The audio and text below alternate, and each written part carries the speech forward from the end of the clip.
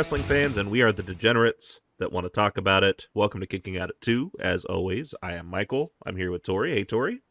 Hello. Today, we are going to talk about the second edition of Holiday Bash. This is the Rampage edition. In this particular run, we have the huge battle royal that took place. We have Billy Gunn and Anthony Owens going up against Jeff Jarrett and Jay Lethal. We also heard some from Wardlow, from Eddie Kingston, and from Ortiz. So let's go ahead and take a look at what happened on tonight's show. First of all, we have the longest title of a match ever. We have the Rampage Holiday Bash $300,000 Three Kings Christmas Casino Trios Royal. Jesus Christ. Let's put that on a t-shirt. This was the most convoluted shit ever. Well, and here's the thing. Like, the match itself wasn't convoluted. Just the fact that you said all these damn words. Like, it's a battle royal. Oh, Sonic, my God. Sorry, I missed my cue. So, I mean, it's basically just a battle royal. All three members have to be eliminated, which I do like that. If I remember right, back in the day, WWE did a tag team battle royal, but it was if one member got thrown over, the other one had to leave. The other one had to go. No, I like that. I was going to comment on that. I'm a much bigger fan of this. Whereas, just as an example, the best friends are out there with Orange. One of them goes out. You've still got the other two in the ring, and Orange Cassidy's holding his own right now. Yeah. So as soon as the bell rang, all hell broke loose. It was almost impossible to follow everything that was going on. So obviously we're probably going to miss some spots that happened. But having a late entry, you had AR Fox and Top Flight and the BCC. They both came out late. I kind of figured one of them was winning this match anyway, because both of them are having high-profile matches at the moment. Well, and based on, we talked about this on who we thought was going to, based on who was in it, the odds of who was going to win, I think our answers were Top Flight or the BCC. Yeah. So, AR Fox and Top Flight came in fresh.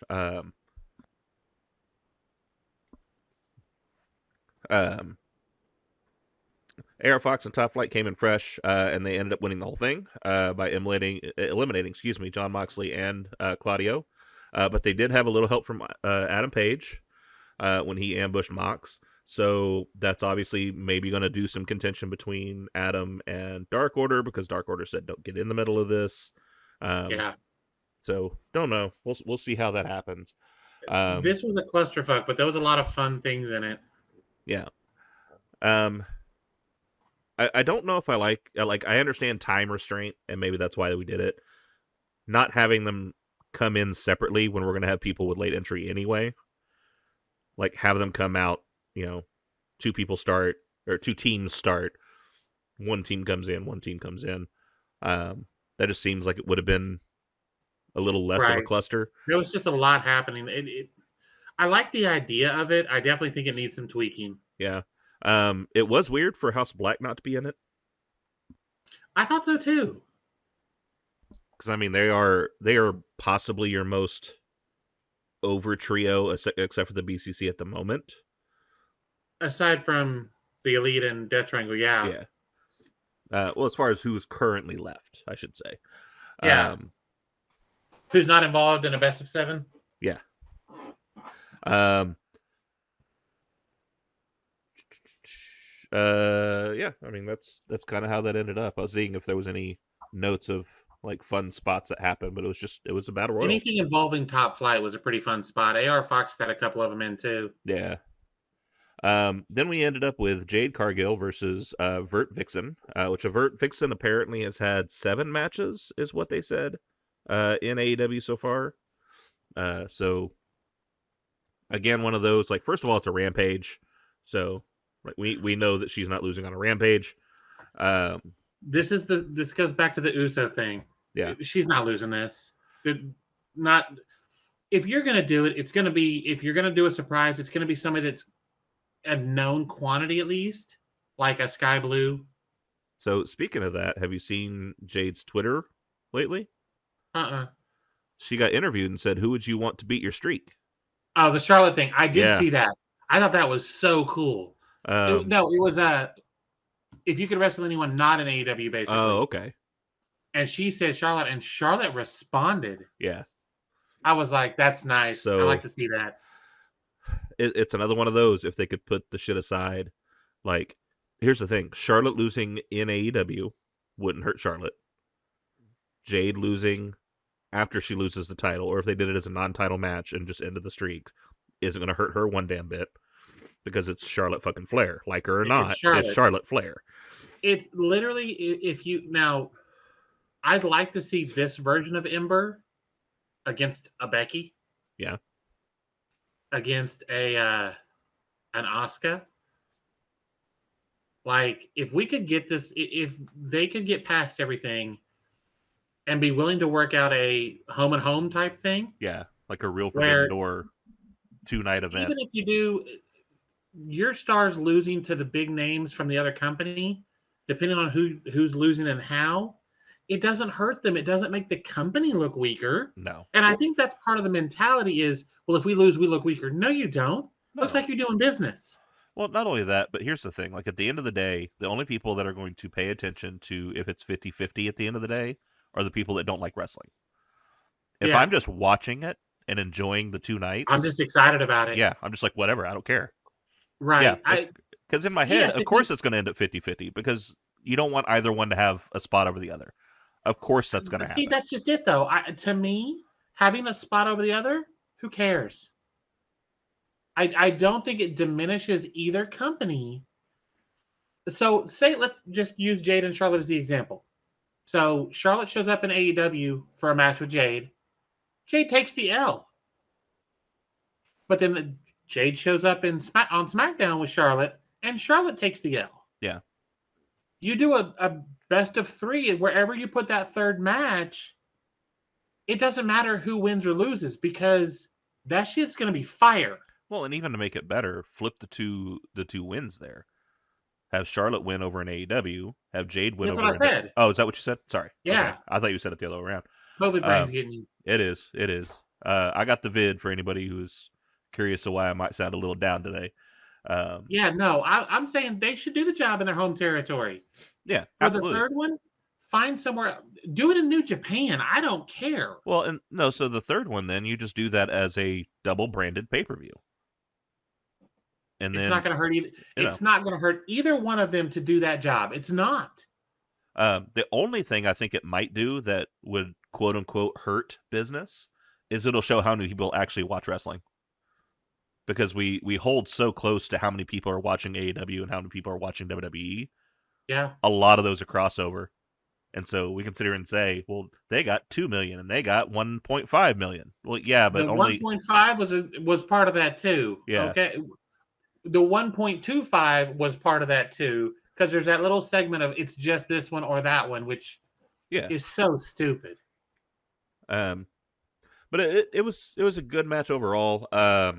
It was what you would expect it to be. She didn't completely squash her, but like it was damn close to a squash match. It's that pump kick is nasty. It is. That absolutely, like, she hit that last one, and I think it was Jericho talked about the height she got on that last pump kick, and it was just insane. It looked so brutal. It's one of those that I hope it doesn't happen, but we're gonna have a Nia Jax Becky if they're not careful with this. Yeah. She's gonna hit somebody, and it's not gonna be intentional. She's gonna break something. Mm-hmm. Who knows? She might give someone a stroke and end their career. Corgill.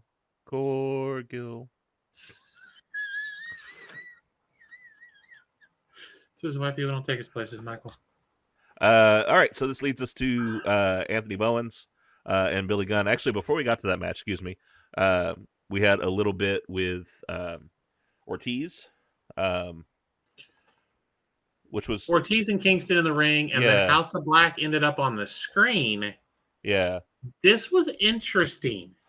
It really is, because we have this moment where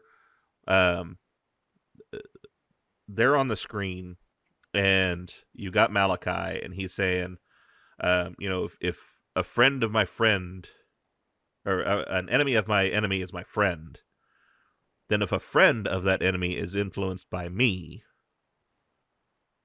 what does that do? And so then they go off to the back, and then we cut to seeing both of them look at each other like, are you...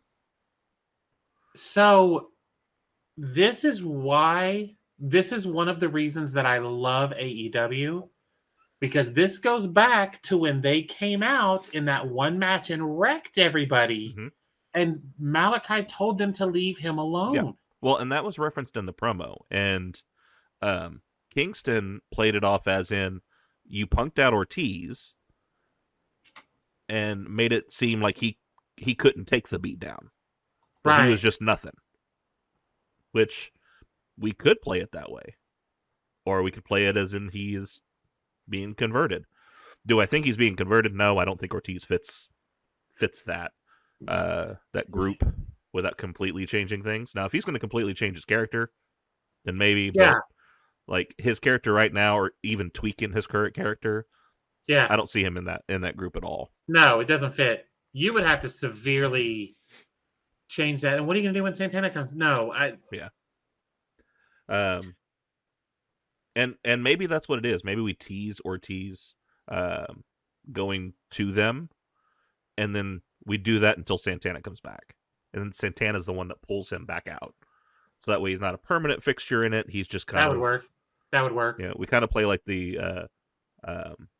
Daniel Bryan Wyatt family. Yeah, that's a good one. Or even John Cena, Wyatt family, when they did that a little bit there too. So now we end up with the Acclaimed. We got Gunn, that is Scissor Me Daddy. We got Gunn that's substituting for Caster because Caster is injured. They never reference what the injury is, which I think is smart.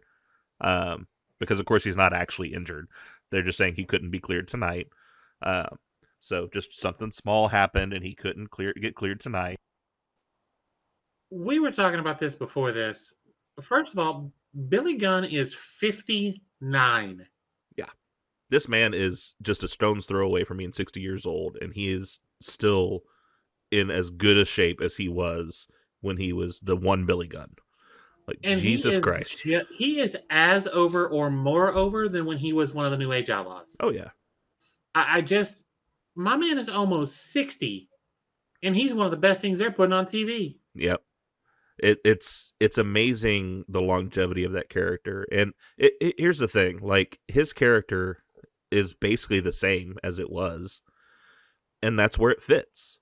Because here's the thing, if Road Dogg was to get in better shape, because right now he's a bit rotund, I understand that, sir. So if you're listening to me, I completely understand. I've got about an extra 100 pounds, and I need to find somewhere else to put it, because it's just there. But if he were to get in better shape and come back, the New Age Outlaws could still be just as over now as they've ever been. Because it's the character. I think they'd have to change it up a little bit. Yeah. Because you couldn't do a lot of the overly sophomoric stuff they were doing. But just that open? Yeah. Just coming out there with the you didn't know. That crowd reaction would be stupid. Yeah. And I thought that for a long time, if they could come back and face the Acclaimed. And that'd be so fantastic. For the promos alone would be insane. Max Caster against Road Dogg on the microphone would be so good. But it's one of those things that it's crazy to me how good a shape he's in. He still sells with the best of them. Mm-hmm. He can still get in there and go. He may not be able to do 40 minutes like he used to. Right. But that was never his thing anyway. No, he said numerous times. He was always the hot tag. Yeah, he said numerous times in interviews, and Road Dogg has said it too. Like, he had asthma really bad. And so, like, that's why he was the hot tag guy. He'd sit there on the corner, wait for the hot tag, go in there, do his shtick, and then he'd tag Road Dogg, and then we're done. And that was the wrap. Yeah. That was part of the reason why they said, like, they don't think he got over when they tried that whole him and The Rock thing. Is just he couldn't go for a full match by himself. Because he can't. Right. Now, the promos were fantastic. Yes. My name's Billy. It doesn't matter. It was so good. But, I mean, that's the great one, just being himself. Yeah. Which, just as a side note, Billy Gunn did an interview, and they were talking about that promo, and they're like, "Was there any hard feelings?" And he was like, "No, because Shit was great. I'm having crap talked about me about the biggest dude in the company. I'm in a rivalry with him. Right. I don't give a That's damn." that shit was so good. It's one of those I wish more people had that attitude of like, look, I'm in a program at the top of the card. I don't care if I won. I don't care if I lost. I don't care if he dragged me through the coals in a promo. I'm still in a battle with him on the top of the card. Yeah. Well, and he is who he is. I mean, there's not. If we're talking Mount Rushmore microphone work, he's the George Washington. Absolutely, I easily. love Flair. He originated trash talking on the microphone, but I don't think anybody touches The Rock. I don't think they do either, and I think that's just, it's one of those, like, you can call it 1A 1B all day long because, like you said, like he innovated it. They talked about that a little bit in the Woo becoming Ric Flair, Right. of like people that watched him when he was in the NWA and back when he was in Jim Crockett, and they're like, look, like no one was doing that at the time. No, He innovated that crap. he did 100%. And And I give Rick all the credit in the world. I'd still put him. I think at this point I would put him top 10. yeah, I don't know that I put him in the top 5 because Max Caster, MJF, The Rock, Jericho. I just yeah, there's there's certain and maybe that's something we look at later for other types of things, but like that's why I always hate Mount Rushmores, because to me you have to put certain parameters on a Mount Rushmore, right because like if you say, all right, well, who's the Mount Rushmore of wrestling? Well, you can based always on put what? you can always put Hogan on the top, but then it's based on what? Based on in-ring ability, based on money made, Because if it's based in-ring on ability, Hogan doesn't get to carry hammer and chisel to that Mount Rushmore. The fuck? right. But that's what I'm saying. Like it all depends on what you're talking about Right. on Mount And Rushmore. I think if we're talking about Mount Rushmore of stellar promos, first of all, it's more than 4 people. Yeah. Because CM Punk's pipe bomb. I'm sorry, at the time and even now, excuse me, it was groundbreaking. Yeah. Well, and even like the Scrumgate situation, like Yeah. that in itself, like people are still talking about it, and there's a Mhm. reason they are, because he popped off with a line that made everybody go, "Holy shit! I'm old and I'm working with children. Oh shit! I'm Right. working with managers who couldn't manage a target. Oh shit!" Right. See, that's what I'm saying though. You put a microphone in CM Punk's hand, it's greatness. Yeah. He can go with anybody. Him and MJF's little back and forth they did. He called MJF a dime store Miz. Yeah. Jesus Christ. And that's the sad part of that. Like this whole thing has crossed the line of what's real and what's not. And so, did he really go off on them? Was this all really a thing? Don't know. If it was, some of the greatest work I've ever seen. Right. If it was a real thing and he's gone now, to me, the fact that we won't have him and MJF again is what And saddens me MJF the having most. the title right now, Yeah, like that's a lost opportunity. 100%. 100%. You give him, because MJF has been a fire promo since he showed up. Yeah. He's been a great promo. But once you had him knock Regal out from behind and put the title on him, because Punk may not like him, but he had all the respect in the world for William Regal. Yep. You think you can't carry that storyline over to CM Punk just like you are Daniel Bryan? Mm-hmm. Or Bryan Danielson? Turn into JR for a second. Like you Got Ember Moon here in the ring. right. But she used to be called Ember Moon. I'm sorry. Did he do that? I think he did that with Ember. He's done that with a lot of people, like where he just slips up and says their WWE name. Because he's used to that, because that's what they were for so long. No, you could easily carry on the CM Punk MJF thing with real William Regal and his name invoked because of the respect that CM Punk, and he's said it on numerous occasions how much he's respected Regal. Well, and even just the idea that his if it's a work, if it's all a work, and we're still like seeing the tail end of that work, him dropping the line of "I work with fucking children," and a legend in the business is dropped by one of those fucking children. That's what I'm saying. That's a perfect I lead-in. just do. I think what he said was out of line in terms of who he is. Look, if you can't adapt to what the new style is, just say that. Yeah. Do I think you're even at his age? He was still stellar in the ring. He can't stay healthy. His Right. body can't hold up. It is what it is. And But it always seemed like he was pushing himself too far with some of the stuff he was trying to do. He was trying to do a buckshot lariat, and he never got it. And it was never pretty. If you didn't get it the first time, stop doing it.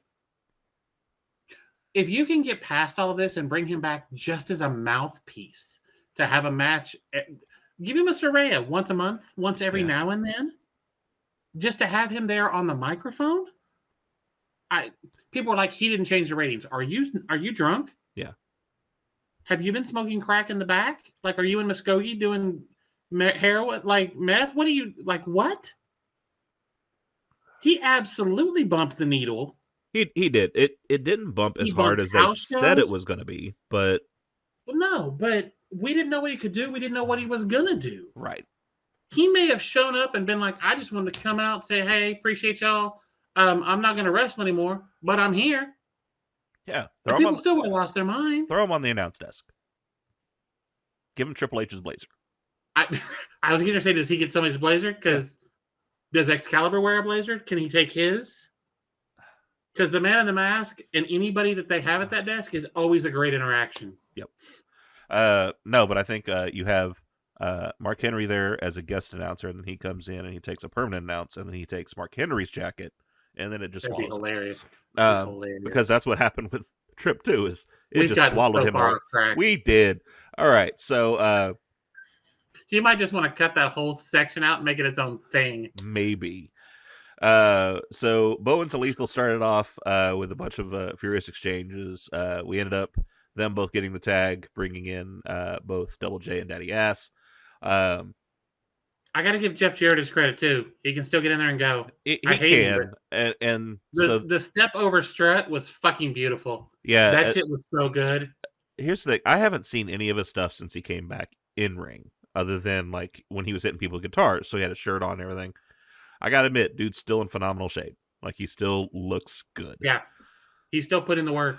So he's not near as cut as he is, but he's also how old? Yeah, so that's expected. Yeah, unless you're Billy Gunn. He doesn't have Jericho titties, so he does not have. He didn't come out looking like an air fryer. 67. Yeah, Jericho's or Jeff Jarrett's 9 years younger than I am. So he's 9 years older than I am. So he's 55. And Billy Gunn's almost 60. Yeah. Sorry. We have two guys over 50 in there, and I'm sorry, they're killing it. Yeah. I do want to say one of our biggest beefs with WCW was the bringing in the old guys, and WWE doing it for pay-per-views. Yeah. That is not this. No. At the end of the day, Acclaimed is going to get the win.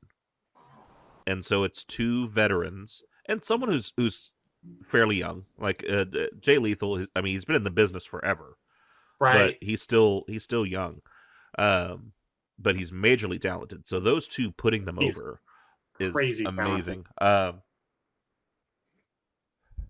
Did you catch any of the rap, by the way, on the way down the ring?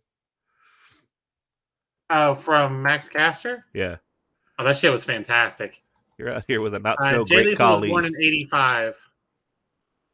Yeah, so he's younger than me. He's 9 years younger than me, so he's 37. Yeah. But anyway, the only thing I called out on this match that I didn't see is Bowens did a famouser, and they didn't reference it. Like, to me, that was a perfect spot to go. He did Billy Gunn's move. Yeah, and they didn't say anything about it. But it was a good match. Lethal hit the finisher and won, pinning Billy Gunn.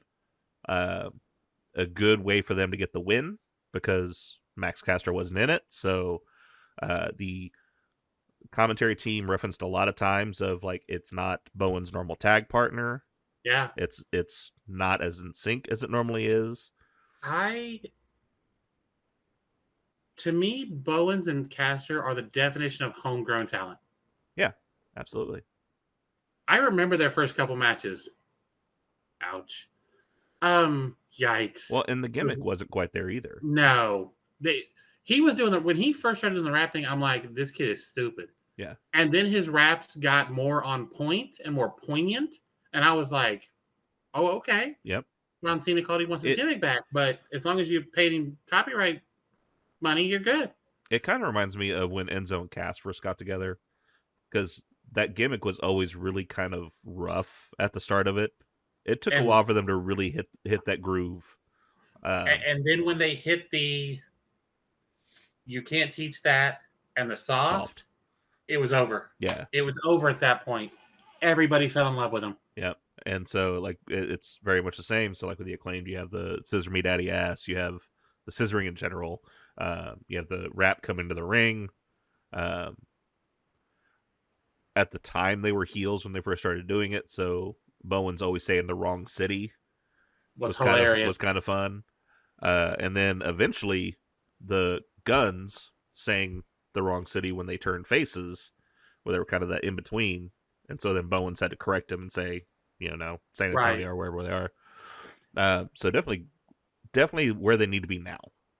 If they stay healthy for the next year, I think they're definitely in the conversation for tag team of the year.